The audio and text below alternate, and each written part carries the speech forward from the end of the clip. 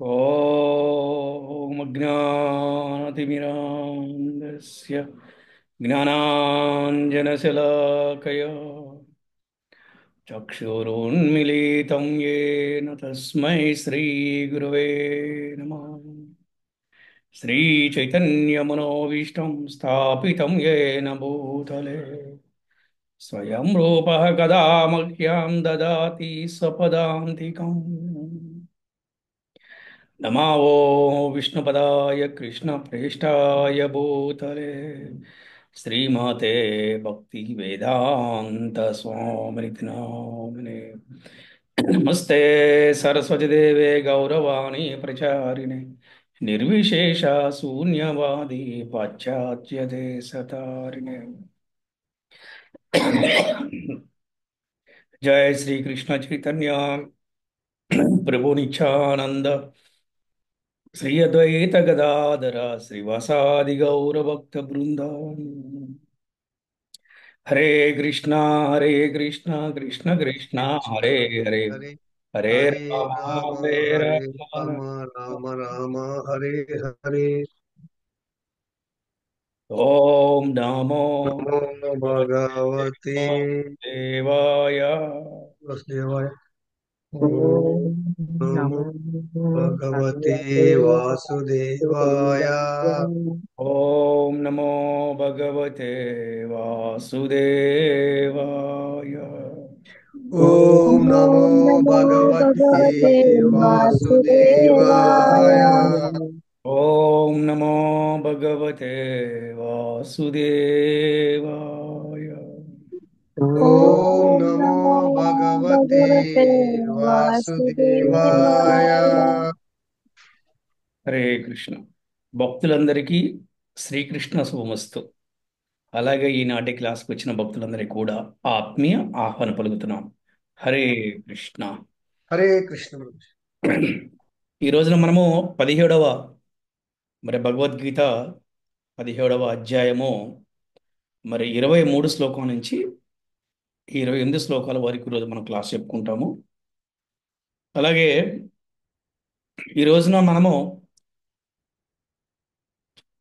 చర్చించుకునేటటువంటి ప్రధానమైన అంశం ఏంటంటే దానం ఎందుకు చేయాలి, దానం యొక్క ప్రయోజనం ఏమిటి, తపస్సు యొక్క ప్రయోజనం ఏమిటి అనే విషయాలని మనం తెలుసుకుందాం.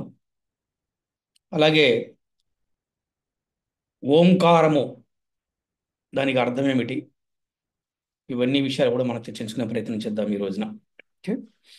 హరే కృష్ణ.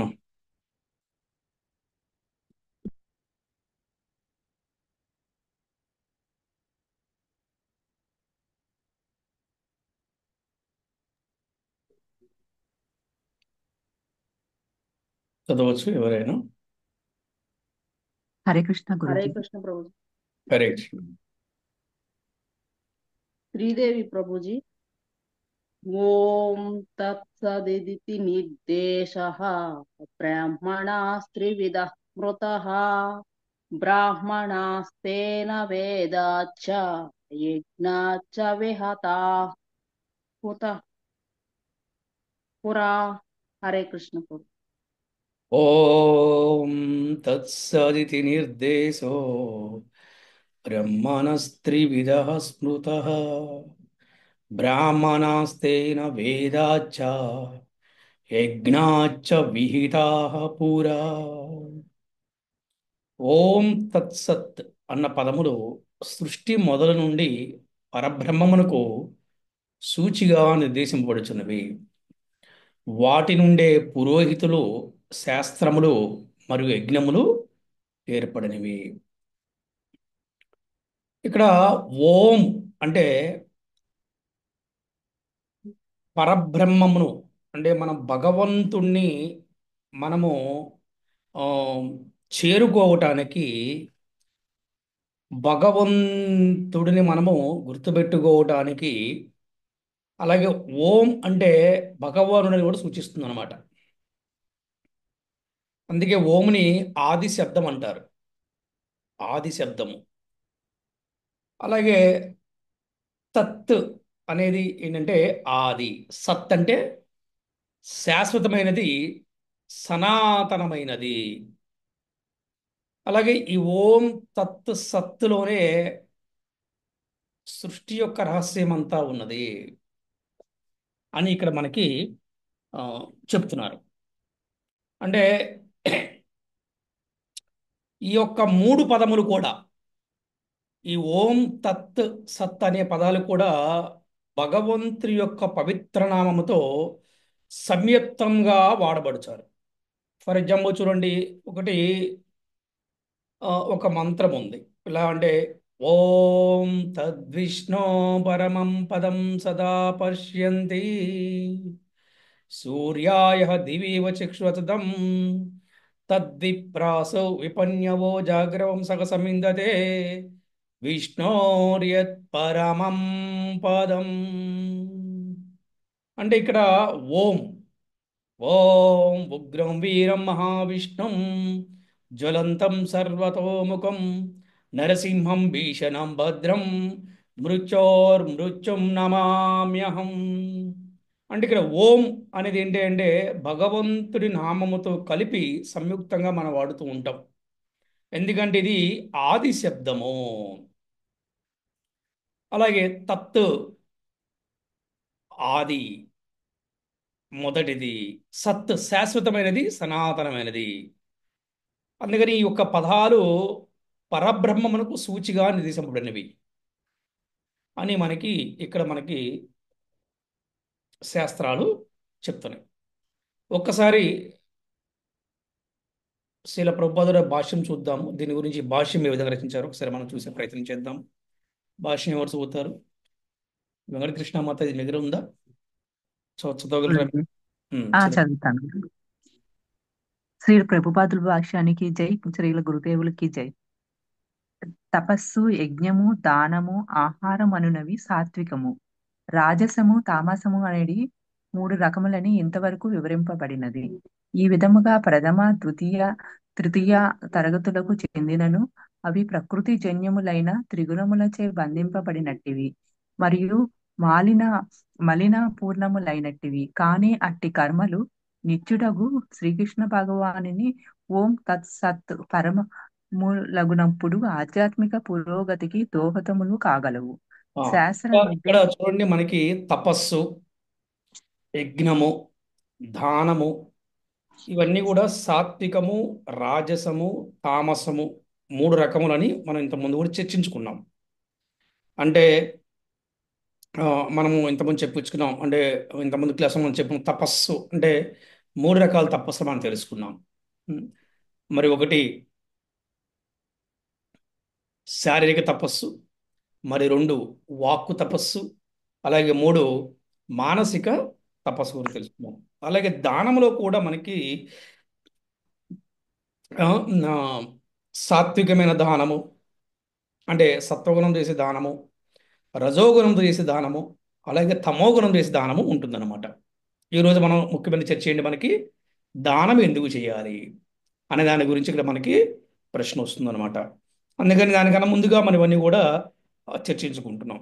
అందుకని ఏ గుణములో దానం చేయాలి, అసలు దానం ఎందుకు చేయాలి అనే దాని గురించి కూడా మనం చర్చించుకుంటే ఒకసారి తెలుస్తుంది. ప్రతి ఒక్క వ్యక్తి పూర్వజన్మలో చేసినటువంటి కర్మలను అనుసరించి ఈ ఒక్క జన్మలో అతను అతని కార్యాలన్నీ కూడా చేస్తూ ఉంటాడు. అంటే అతని కర్మలు చేస్తూ ఉంటాడు. అది ఏ కర్మగా అనవచ్చు, చెడు కర్మ కావచ్చు, మంచి కర్మ కావచ్చు, శుభకర్మ కావచ్చు, అశుభ కర్మ కావచ్చు, పాపకర్మ కావచ్చు, పుణ్యకర్మ కావచ్చు, ఏదైనా కావచ్చు. అంటే ఒక వ్యక్తి పూర్వజన్మలో ఏమైతే చేశాడో దాని ప్రకారం ఈ జన్మలో అతనికి ఒక జాతక చక్రం అంటారనమాట. అందుకని పూర్వజన్మలో అతను ఎటువంటి కర్మని అతను చేశాడో దాని యొక్క ఫలితాలని ఈ జన్మలో అనుభవించవలసి ఉంటుంది. అది పుణ్యం కావచ్చు, పాపం కావచ్చు. అందుకని అతను ఏ జన్మలో ఎటువంటి కర్మలు చేశాడో ఆ కర్మ ఫలితాల అనుసారంగా అతను పుట్టిన తిథి, పుట్టిన నక్షత్రము, ప్రాంతము వాటన్నింటిని బట్టి కూడా ఆ, మన ఎవరైతే జా జ్యోతిష్య పండితులు ఒక జాతక చక్రం వేస్తారు.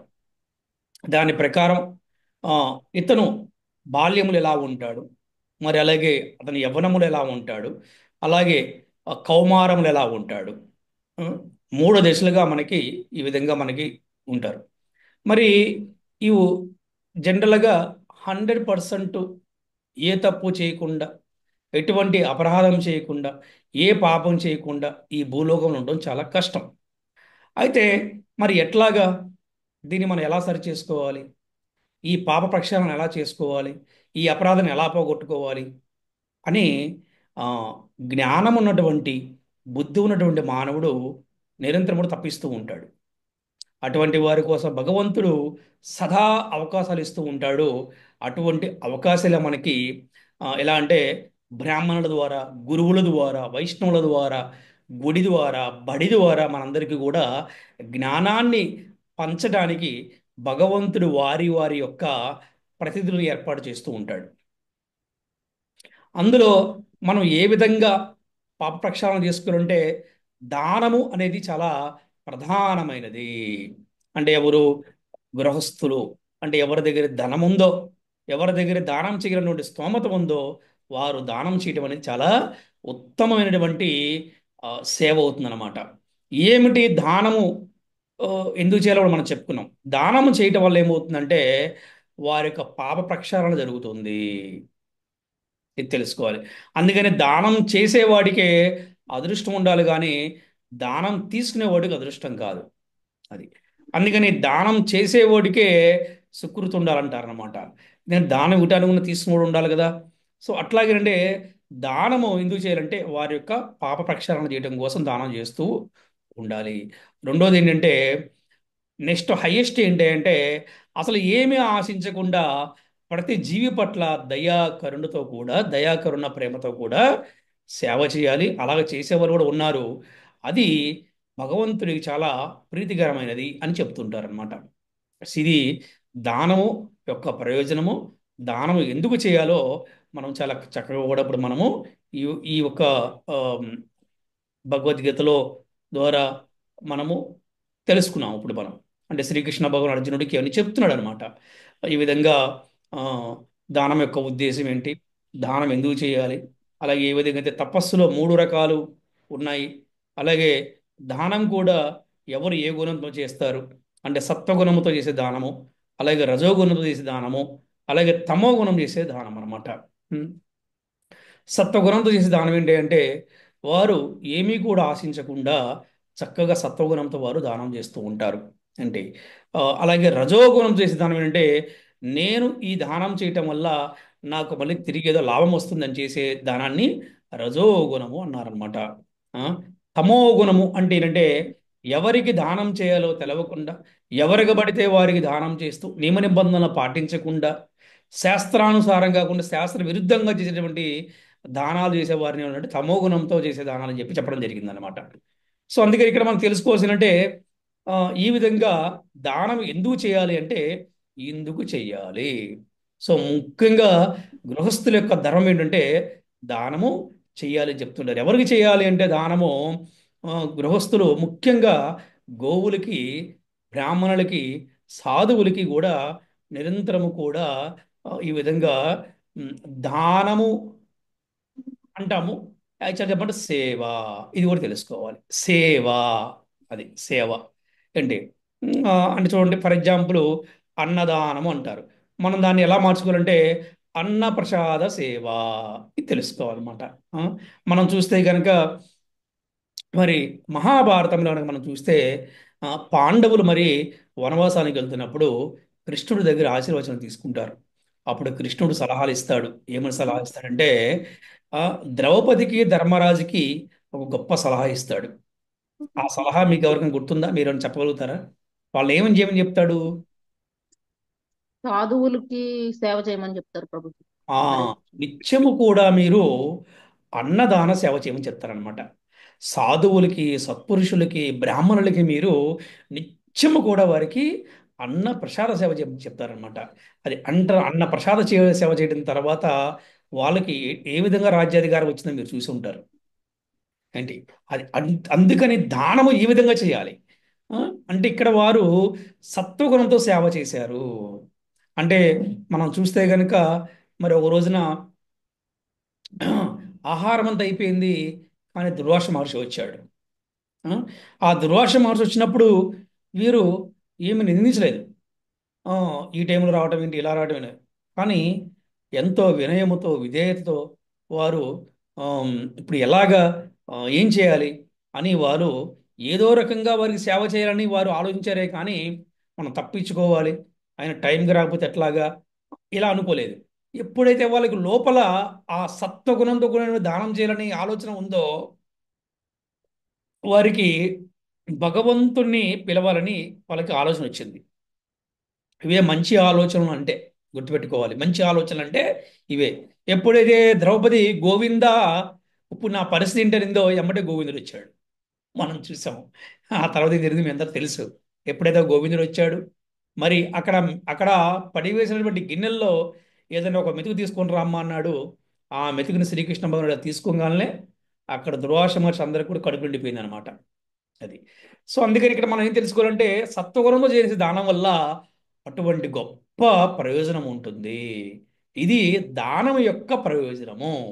అది మూడు రకాల వ్యక్తులు దానం చేస్తారు: సత్వగుణముతో చేసే దానము, రజోగుణం చేసే దానము, అలాగే తమో గుణం చేసే దానము. కానీ సత్వగుణంతో చేసే దానము చాలా ఉత్తమమైనది అని మనకి చెప్తూ ఉంటారు. హరే కృష్ణ. ఒకసారి 24వ శ్లోకం ఒకసారి చదవండి ఎవరైనా. హరే కృష్ణ గురుజీ, దండోత్ ప్రణామ్. ఆ, హరే కృష్ణ మాత ప్రణామం. రైట్. గురుజీ, భగవద్గీత యథాతథము అధ్యాయం 17 శ్లోకం 24. తస్మాదోం ఇచ్చుదాహృత్య యజ్ఞదాన తపక్రియాః ప్రవర్తంతే విధానోక్త సతతం బ్రహ్మవాదినాం. హరే కృష్ణ. కాబట్టి యజ్ఞములు చేసేటప్పుడు, దానము చేసేటప్పుడు, లేదా తపస్సులు ఆచరించడంలో వేద విధులు, వైదిక ఉపదేశాన్ని అనుసరిస్తూ ఎల్లప్పుడూ ఓం అనే శబ్దమును ఉచ్చరిస్తూ ప్రారంభిస్తూ ఉంటారు. మనం చెప్పుకున్న ఓం యొక్క ఆ, మ్, ఒక ఓం యొక్క ఆ, ఉపయోగం ఏమిటి, ఓం అని ఎందుకు చెప్పాలి మనం చెప్పుకున్నాం అంటే, మనం ఎప్పుడైనా యజ్ఞం చేసేటప్పుడు కానీ దానం చేసేటప్పుడు కానీ ఇలా చేయటం వల్ల ఏమిటంటే మనకి ఆ, భగవంతుడు మనతో తోడుకుంటాడు. ఈ ఒక ఓం అనే పదము భగవంతుని సూచిస్తుంది, భగవంతుని పిలుస్తుంది. ఈ విధంగా మనము ఈ విధంగా ఉచ్చరించడం వల్ల భగవంతుడు మనతో సదా ఉంటాడు అనే భావనతో మనము ఈ యొక్క ఏ మంత్రాలు చదివినప్పుడు కూడా ఓం అని యాడ్ చేసి మంత్రాలు చదువుతూ ఉంటారు. ముఖ్యంగా మన వేదంలో ఇలా చెప్పబడింది అనమాట. ఏదైతే వైదిక ఉపదేశాలను అనుసరిస్తూ కూడా ఎప్పుడు కూడా ఓం అనే శబ్దం అనమాట. అది దాన్ని ఈ విధంగా ప్రారంభిస్తూ ఉంటారు.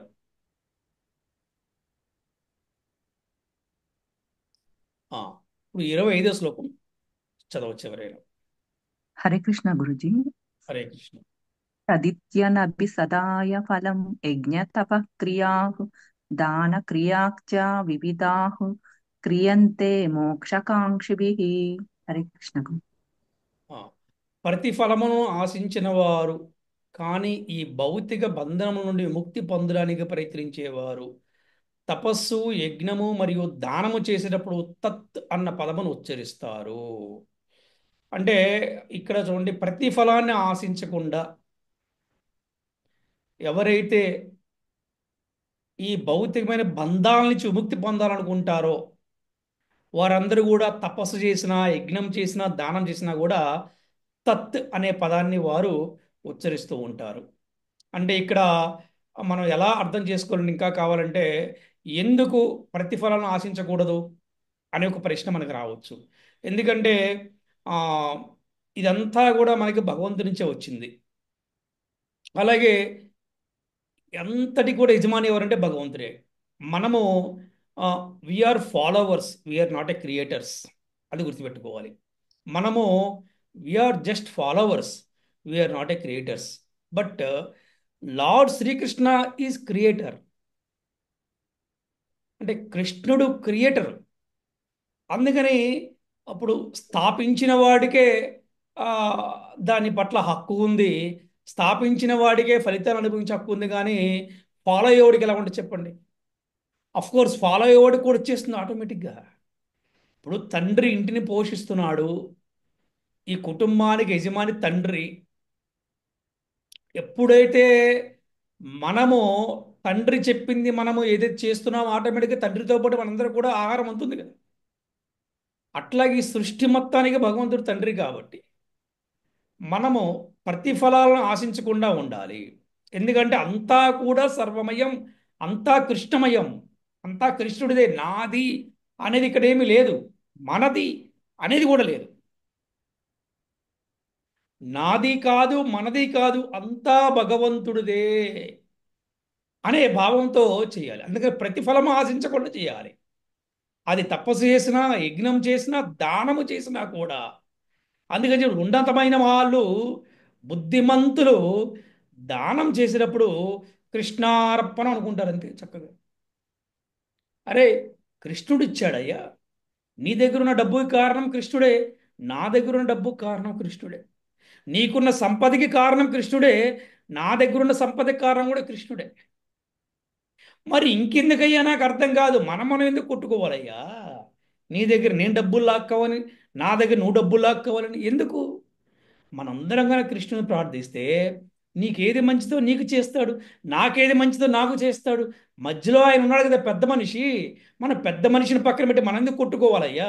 పెద్ద మనిషిని పక్కన పెట్టి కొట్టుకుంటే సమస్య పరిష్కారం అవుతుందా? అవదు.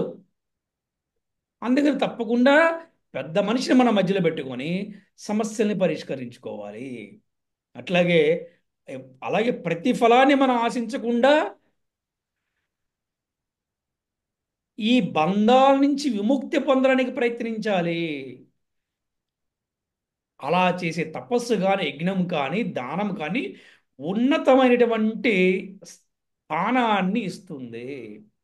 అటువంటి వారు ఉన్నతమైన లోకాలకు వెళ్తారు. ఆ, 26, 27 శ్లోకాలు ఎవరైతే చదవండి. హరే కృష్ణ ప్రభు, నేను చదువుతాను. హరే కృష్ణ. సద్భావే సాధుభావే చ సదిత్యే తత్ప్రయుజ్యతే ప్రశస్తే కర్మణి తదా సచ్చబ్దః పార్థయుజ్యతే యజ్ఞే తపసి దానే చ స్థితిః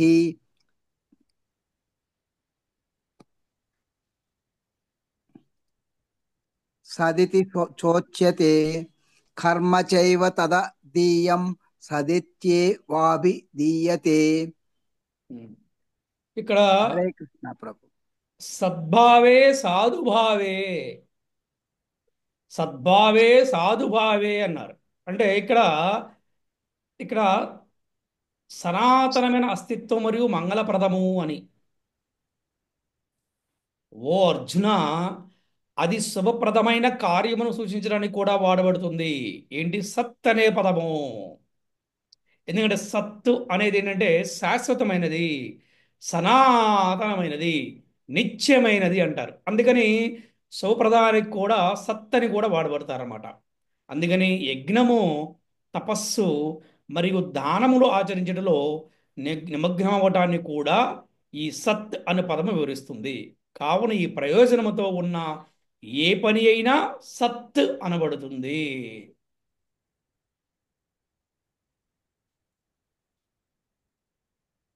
ఉమ్. 28వ శ్లోకం చదవచ్చు. హరే కృష్ణ గురుజీ. హరే కృష్ణ ప్రభు. అశ్రద్ధయా హుతం దత్తం తపస్తప్తం కృతం చాయత్ అసదిత్యుచ్యతే ప్రార్థన ప్రార్థన చ తత్ప్రేత్య నోయిహ.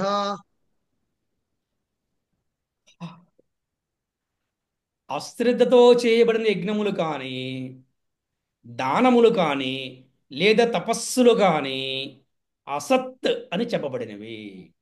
అవి ఈ లోకమును కానీ లేదా పరలోకమును కానీ ఎటువంటి ప్రయోజనాన్ని చేకూర్చవు. శ్రీకృష్ణ భగవానుడు ఈ ఒక్క అధ్యాయంలో మనం గనక చూస్తే శ్రద్ధాత్రయ విభాగము అంటే ఇస్ డిసిప్లైన్, క్రమశిక్షణతో కూడిన భక్తి ఎలాగ చేయాలో మనకి ఈ అధ్యాయంలో చెప్పారు. ఇక్కడ conclusion ఇచ్చారు. కన్క్లూజన్ ఏంటంటే అశ్రద్ధతో చేయబడిన యజ్ఞము కానీ, దానము కానీ, తపస్సు కానీ అసత్ అంటే తాత్కాలికమైనవి, శాస్త్రానికి విరుద్ధమైనవి, వాటి వల్ల ఈ లోకమని కానీ పరలోకమని కానీ ఎటువంటి ప్రయోజనము కూడా చేకూర్చవు. ఓ పార్థ, ఓ కుంతిపుత్ర, ఓ అర్జున అని శ్రీకృష్ణ భగవానుడు ఈ ఒక్క అధ్యాయంలో కన్క్లూజన్ ఇచ్చారు. మనం గనక మొట్టమొదటి నుంచి గనక చూస్తే గనక 17 అధ్యాయం ప్రారంభం నుంచి చివరి వరకు కూడా శ్రీకృష్ణ భగవానుడు క్రమశిక్షణతో కూడిన భక్తి ఎలాగ చేయాలి అనేదే ఈ 17 అధ్యాయాలు మనకి నేర్పించారనమాట. అంటే అర్జునుడి కేంద్రంగా పెట్టుకొని ఈ సమస్త మానవాళికి కూడా ఆయన ఒక ఉపదేశం చేశారు. భక్తి అంటేనే క్రమశిక్షణ, భక్తి అంటేనే నియమ నిబంధనలు, భక్తి అంటేనే శరణాగతి. భక్తి చేయాలంటే ప్రామాణికమైన గురువును ఆశ్రయించి వారి యొక్క మార్గదర్శకత్వంలో మనం శిక్షణ పొంది భక్తి చెయ్యాలి అనే విషయాన్ని కూడా శ్రీకృష్ణ భగవానుడు ఈ 17 అధ్యాయాలు మనకి చాలా చక్కగా చెప్పారు. మనం చూస్తే మరి ఈ 17 అధ్యాయాలు మనము చాలా చాలా విషయాలు మనం చర్చించుకున్నాం. ఏంటి లాస్ట్ క్లాస్లో మన తపస్సు అంటే ఏంటి, తపస్సు ఎన్ని రకాలు ఉంటాయి, ఆ, అలాగే మనం ఏ విధంగా పూజ అంటే ఏమిటి, ఆ, ప్రసాదం యొక్క ప్రయోజనం ఏమిటి, అలాగే వాళ్ళ దానం ఎందుకు చేయాలి, ఇలాగ చూసుకుంటే మనం ఎన్నెన్నో చాలా విషయాలు మనం 17 అధ్యాయాలు మనం చర్చించుకున్నాం. కానీ ఇక్కడ చాలా క్లియర్గా కనుగొనించిన శ్రీకృష్ణ భగవానుడు అశ్రద్ధతో ఇగ్నోరింగ్ మూడ్ అశ్రద్ధతో చేసేటటువంటి యజ్ఞాలే కానీ, దానాలు కానీ, తపస్సులు కానీ వాటి వల్ల ఏమీ ప్రయోజనం ఉండదు. ఇక్కడ ప్రయోజనం ఉండదంటే అక్కడ కూడా ప్రయోజనం, ఇక్కడే ప్రయోజనం లేకపోతే ఇంక అక్కడే ప్రయోజనం ఉంటాయండి. హరే కృష్ణ. ఎవరన్నా ఒకసారి భాష్యం చదువుతారు, 28 శ్లోకం భాష్యము.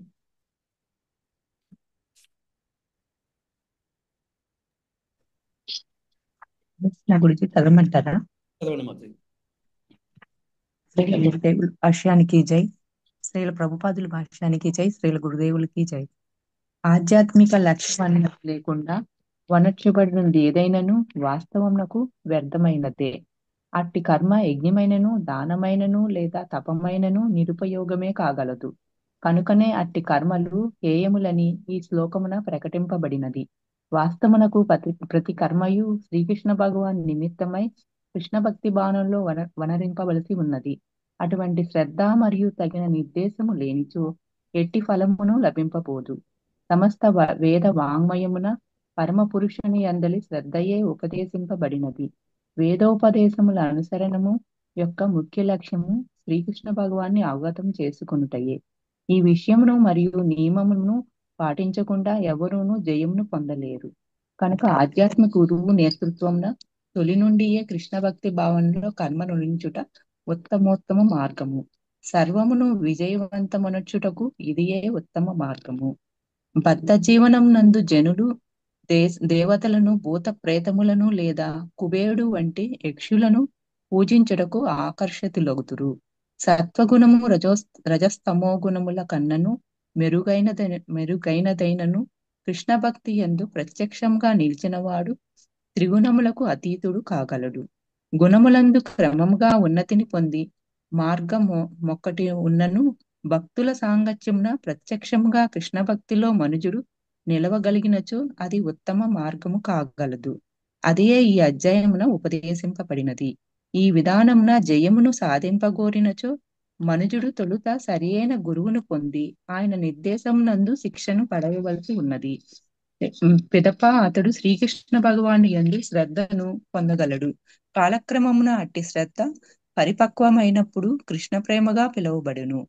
ఆ ప్రేమయే సర్వజీవుల అంతిమ లక్ష్యము. కనుక ప్రతి ఒక్కరూ కృష్ణ భక్తి రసభావమును ప్రత్యక్షంగా స్వీకరింపవలెనంట ఈ సప్తమ అధ్యాయకు సందేశమై ఉన్నది. హరే కృష్ణ గురించి. హరే కృష్ణ. సో అర్థమైంది కదా. ప్రతి ఒక్కరు కూడా నియమ నిబంధనల్ని పాటించాలి. నియమ నిబంధనలు పాటించినప్పుడు ఎవరు కూడా జయమును పొందలేరు. మరి అలాగే ప్రతి ఒక్కరు ఆధ్యాత్మిక గురువు యొక్క నేతృత్వమున తొలి నుండి కృష్ణ భక్తి భావనలో కర్మని వనరించడమే ఉత్తమైన మార్గం అని చెప్పడం జరిగింది. మరి అలాగే బద్ధ జీవనమునందు ఈ జనులు మానవులందరూ కూడా భూత ప్రేతాలని, కుబేరుణ్ణి, దేవతలను పూజించడానికి ఎక్కువ ఆకర్షితులవుతుంటారు.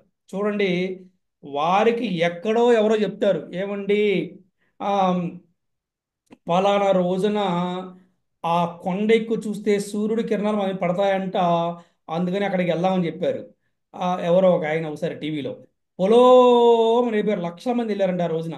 వెళ్తే ఆ రోజు లక్షల మంది జనం వెళ్తే ఆ రోజులు ఎంతమంది పడిపోయి దెబ్బలు తగిలి నానా ఇబ్బందులు పడ్డారు. ఏంటి అంటే అసలు ఎందుకు కొండెక్కాలి? సూర్యకిరణాలు ఎందుకు మన మీద పడాలి? రోజు సూర్యుడు మన మీద పట్టలేదా? చూసారా? ఆ, అలాగే ఎవరో చెట్టుకు పూజ చేస్తే మనకి మంచి జరుగుతుంది, అలాగే జంతు బలులు చేస్తే మంచి జరుగుతుంది అంటూ ఉంటారు. ఇవన్నీ కూడా తమోగుణం బట్టి చేసేవారు చేసే పనులు అనమాట. అంటే ప్రతిదానికి వారు ఆకర్షితులైపోతూ ఉంటారు. అలా కాకుండా ఒక ఆధ్యాత్మిక గురువు యొక్క నేతృత్వమున తొలి నుండి ప్రారంభం నుండే కృష్ణ భక్తి భావనలో కర్మను చేస్తూ ఉండటం అనేది ఉత్తమమైన మార్గము. అలా చేయటం వల్ల వారు ఏ స్థాయికి వెళ్తారంటే ప్రేమ భక్తి స్థాయికి వెళ్తారు. ఎవరైతే కామభక్తి అంటే కేవలము జీవితమంతా కోరికలే కోరుకుంటూ జీవితమంతా కామభక్తే చేస్తూ ఉండాలా? అరే ఏంటి జీవితం ఎప్పుడు కూడా కోరికలు కోరికలేనా? అలా కాదు. నాకు భగవంతుడి యొక్క ప్రేమ కావాలి, కృష్ణు యొక్క ప్రేమ కావాలి, గురువు యొక్క ప్రేమ కావాలని ఆలోచనకి ప్రతి ఒక్కరు కూడా చెయ్యాలి. ఆ స్థాయికి ఎదగాలి. అందుకనే ఏదో రకంగా భక్తి చేయటము మంచిదే, కోరికలతోనో భయంతోనో. కానీ ఎప్పుడు అలాగే ఉండిపోకూడదు.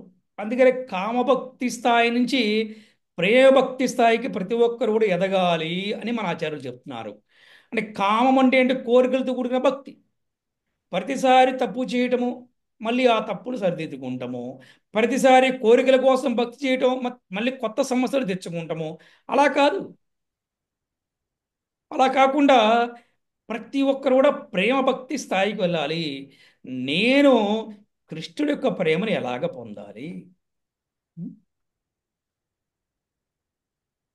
నేను గురువు యొక్క ప్రేమను ఎలా పొందాలి? నేను వైష్ణవుల యొక్క ప్రేమను ఎలా పొందాలి? వైష్ణవ హృదయాల్లో ఒక చిన్న స్థానం సంపాదించిన చాలు నాకు అని కోరుకోవాలి. అది ప్రేమ భక్తి అంటే. అందుకని ఈ 17 అధ్యాయం మొత్తం కూడా మనకి చాలా శ్రీకృష్ణ భగవానుడు చాలా శ్రద్ధతో కూడిన భక్తి ఎలా చేయాలో చూపించాడు మనకి. అంటే సెల్ఫ్ డిసిప్లైన్, విలువలతో కూడిన భక్తి, శ్రద్ధతో కూడిన భక్తి, నియమ నిబంధనలతో కూడిన భక్తి.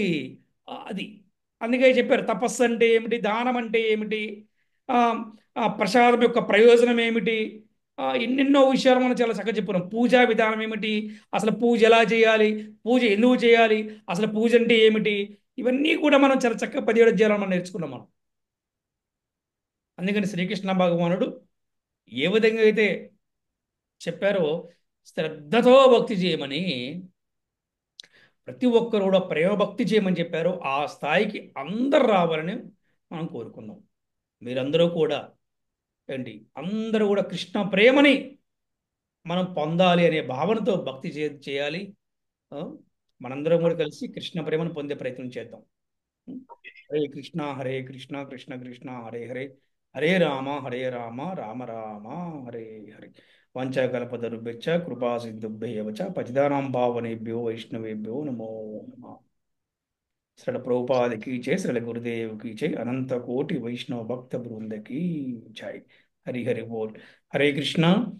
భక్తులందరికీ ముఖ్యమైన సమాచారం ఏమిటంటే ఈ రోజుతోటి మనము ఆ, సంపూర్ణంగా 17 అధ్యాయాలు మనం పూర్తి చేసుకున్నాము. గురుదేవుల దయ వల్ల, శ్రీకృష్ణ భగవానుడు దయా కరుణ వల్ల మనము ఈ రోజుకి 17 అధ్యాయాలు మనం పూర్తి చేసుకున్నాము. మనం రేపు 18 అధ్యాయం మనం మొదలు పెడుతున్నాం. హరే కృష్ణ. ఇంతవరకు జరిగినటువంటి క్లాస్లో మీకు ఎవరికైనా సందేహాలు ఉంటే అడగవచ్చు. అలాగే ఈరోజు క్లాస్లో మీరేం తెలుసుకున్నారో కూడా మీరు ప్రతి ఒక్కరు కూడా చెప్పవచ్చు. హరే కృష్ణ. 3 సార్లు. హరే కృష్ణ హరే హరే కృష్ణ కృష్ణ హరే కృష్ణ కృష్ణ హరే కృష్ణ రామ హరే హరే హరే రామ హరే రామ హరే రామ రామ హరే రామ రామ హరే రామ రామ రామ హరే హరే హరే రామ రామ హరే రామ కృష్ణ హరే హరే హరే కృష్ణ హరే కృష్ణ కృష్ణ కృష్ణ హరే హరే హరే హరే రామ రామ రామ హరే రామ హరే రామ హరే హరే హరే రామ హరే కృష్ణ రామ రామ రామ హరే హరే హరే రామ హరే హరే రామ రామ రామ రామ రామ హరే హరే కృష్ణ హరే హరే హరే రామ రామ రామ హరే హరే హరే నా కృష్ణ పరమాత్మ రామ హరే రామ హరి రామ హరే బోల్ హరే బోల్ హరి బోల్ హరి హరి బోల్ బోల్ హరి హరి బోల్ బోల్ హరి హరి బోల్ బోల్ హరి బోల్ హరి బోల్ ధన్యవాद प्रणाम प्रभु जी हरे कृष्णा హరే కృష్ణ ప్రభుజీ. హరే హరే కృష్ణ గురూజీ ధన్యవాద హరే ప్రణామం కృష్ణ గురూజీ ప్రభు. హరే థ్యాంక్ యూ కృష్ణ గురుజీ. ధన్యవాద ప్రణామాలు గురుజీ. ప్రణామం. హరే కృష్ణ. హరే హరే కృష్ణ కృష్ణ ప్రభుజీ. హరే కృష్ణ.